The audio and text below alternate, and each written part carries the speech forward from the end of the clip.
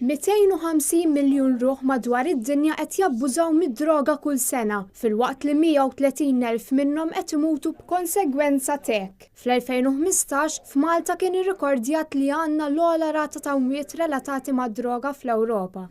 Dan ħareġ waqt konferenza nazzjonali bl-isem ta' ħajja ħielsa mid-droga flimkien ban wieħed. Din saret propju fil-Jum Internazzjonali kontra l-abbuż tad-droga. Ir-rata ta' mwiet relatati mad-droga hija għolja f'Malta kif f'pajjiżna il-programm li jingħata joffri għajnuna mill-ewwel. Minnaħa l-oħra f'pajjiżi oħra il-kura ddum ma tingħata għal xhur sħaħ. B'hekk ftit huma dawk li jfittxu l-għajnuna biex jelbu l-vizzju tad-droga.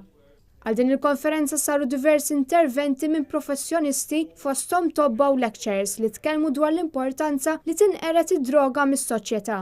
Waqt il-konferenza ntqal li sfortunatament id-droga qed twassal għal serq u attivitajiet kriminali oħra u qed twassal ukoll biex taffettwa s-saħħa fiżika u mentali ta' min ikun. Diversi nisa qed jiġu nnutati li saħansitra jibqgħu jabbużaw mid-droga waqt titqala, bil-konsegwenza li t-trabi jiġu affettwati. Għall-konferenza kien mistieden tabib Awstraljan Matthew Berry li għal tul dawn l-aħħar snin qiegħed idur pajjiżi differenti biex jistudja s-sitwazzjoni relatata ma' droga u qal li l-abbuż ta' droga żdiedet b'10% u li aktar ma jmur iktar is-sitwazzjoni qed tigrava. Berry tkellem ma' Net News dwar dan. I think looking at a conference like today, it's very promising.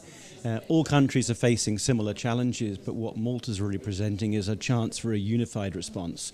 We can't avoid the changes that are happening around the world, and we can't avoid the fact that some people are going to be suffering through these changes, but we can come together, as has been demonstrated by an amazing day like today, to really be there to support the most vulnerable and to give Malta the best possible chance of a future. Minħabba l-problema ta' droga, kull sena jingħataw madwar 320,000 siringa mill-polikliniks ta' madwar Malta. Dan isir biex jitnaqsu l-każi tal-HIV.